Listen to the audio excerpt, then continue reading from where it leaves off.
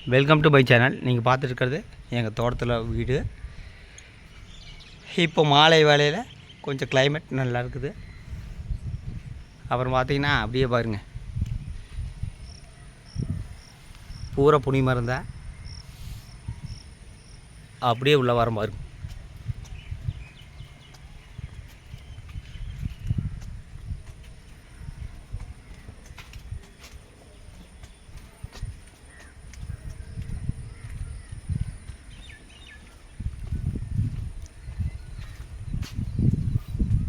இது ஒரு செடி, வெள்ளை வெள்ளைய பூக்கு.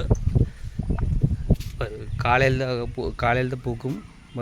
பொடுங்கிட்டோம். இது வந்து துணி காய போடுறதுக்கு உண்டான இடம்.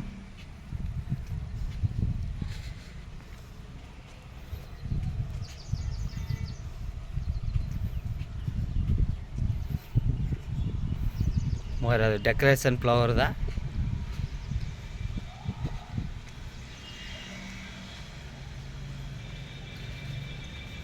ஒரு டெக்கரேஷன் செடி.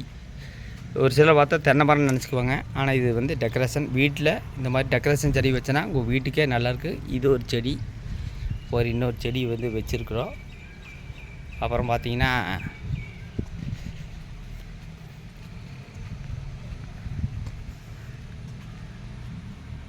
இது வந்து கத்திரிப்பூ, கத்திரிக்காய்.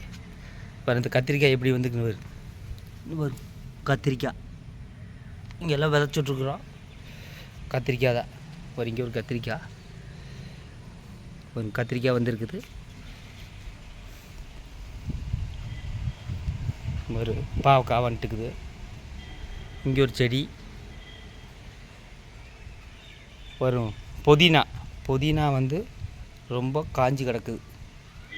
எதனாலன்னா வெயிலுக்கு. மொத்தத்தில் பார்த்திங்கன்னா இப்படி தான் இருக்குங்க. நாங்கள் எப்பவும் வந்து க்ளீனாக வச்சுக்குவோம், சுத்தமாக வச்சுக்குவோம்.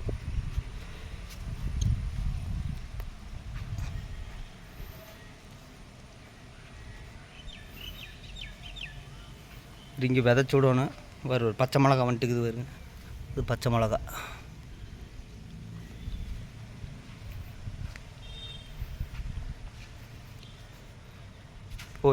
ஒரு வாரமாக மழை இருந்தது. அதனால் இப்போது மழை இல்லை. இது வந்து மோட்டருக்கு உண்டான சுவிட்ச் பாக்ஸ்.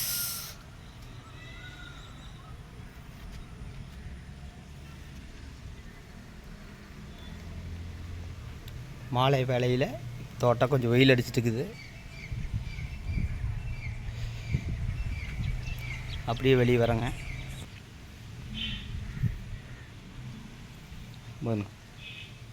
மல்லிகைப்பூ, பூரா மல்லிகைப்பூ தான். முக்கு காலையில் தான் பொறிச்சிட்டோம். காலையில் தான் கிடைக்கும். டேபிள் ரோஸ் தான் அதிகமாக இருக்குது. டேபிள் ரோஸ், ராக்கி ராக்கிக்கு மட்டும் தனி கூண்டு. ராக்கி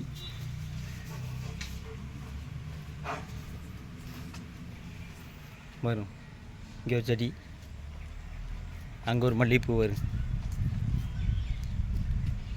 பூரா மல்லிகைப்பூ. ஒரு ரோஸ் பூத்து இருக்குது. ஒரு ரோஸ், ஒரு கத்திரிப்பு கலர் பூ.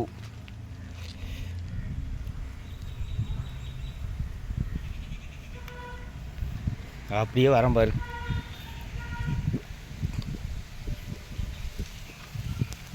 புறா எப்படி போயிட்டு புறா அங்கே இருக்குது. அதான் புறா வீடு.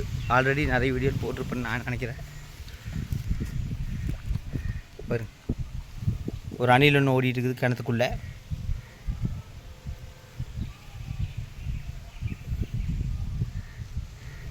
இப்படி தான் இருக்குது மாலை வேளையில் தோட்டம்.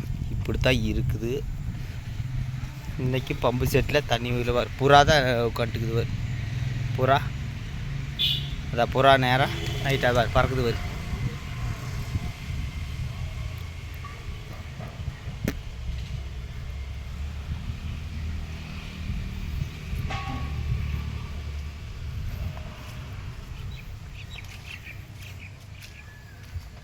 சீனி புளிங்காய் மரம் தாங்க. இந்த காலத்தில் யாரும் சீனி புளிங்காய் சாப்பிட மாட்டாங்க. அந்த காலத்தில் ஸ்கூலில் படிக்கும்போது சீனி புளிங்காய் நல்லா சாப்பிட்ருப்பாங்க. கடையில் வந்து விற்றுட்ருப்பாங்க இது ஸ்கூலுக்கு வெளியில். ஆனால் இப்போது சீனி புளிங்காய்னா இதெல்லாம் யார் சாப்பிட்றாங்க? என்ன காரணம்னா இன்றைக்கெல்லாம் ஃபுட்டு கடையில் ஃபாஸ்ட் ஃபுட்டு வந்ததில் இந்த சீனி புளிங்காய் அதெல்லாம் மறந்துட்டான். சீனி புளிங்காய் ரொம்ப டேஸ்ட்டாக உடம்புக்கு நல்லது மொத்தத்தில்.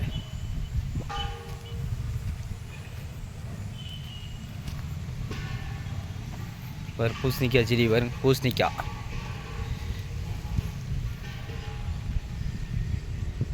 சவுக்கு மரம் பாருங்க. காத்தோட்டம், நல்ல காத்தோட்டம்.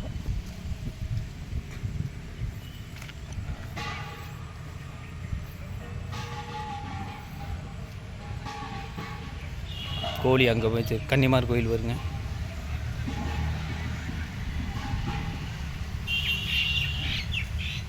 இது எப்பவுமே காலையில் சாயந்தரமே தண்ணி ஊற்றிட்டுருவோம்.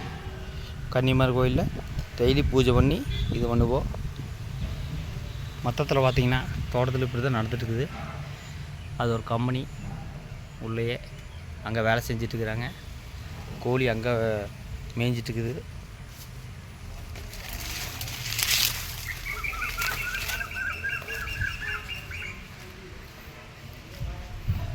கோழி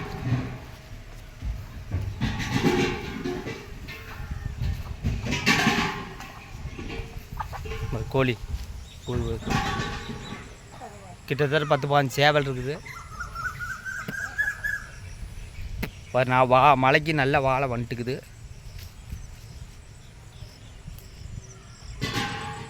இன்னும் ஏகப்பட்ட கன்று வச்சு விடணுங்க. டைம் இல்லைங்க வச்சு விட்றக்கு. ஒரு சிலர் கேட்பாங்க எதனால் டைம் இல்லைன்ட்டு யூடியூப்பில் வீடியோ எடுக்குது அப்படின்னு. அவங்களுக்கெல்லாம் சுய அறிவு அப்படி தான் நினைக்கிறேன். இந்த மாதிரி அக்ரி வீடியோ பார்த்து இருந்தால் தான் நாலேஜ் வளரும். இன்றைக்கி விவசாயம் இல்லைன்னா எதுவுமே கிடையாது. விவசாயத்தோட அருமை யாருக்குமே தெரியாதுன்னு நான் நினைக்கிறேன். அந்த விவசாயிகளுக்கு தான் தெரியும். விவசாயம் பண்ணுறதுல இன்றைக்கி ரொம்ப ரொம்ப கஷ்டம். ஆல்ரெடி நிறைய வீடியோ சொல்லியிருப்பேன். மொத்தத்தில் தோட்டத்தில் இதான் நடந்துருக்குது. ஆல்ரெடி ஒரு மாடு இருந்து அதை விற்றுட்டோம். அதனால தான் பழைய தட்டு அப்படியே இருக்குது.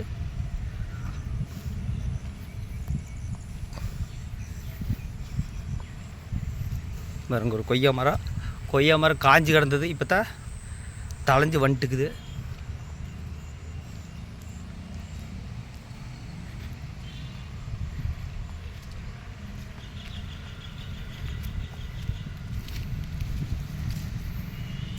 இங்கே ஒரு கொய்யா மரம், அங்கே ஒரு எலுமிச்சம்பழம் மரம், அது ஒரு எலுமிச்சம்பழம் மரம்.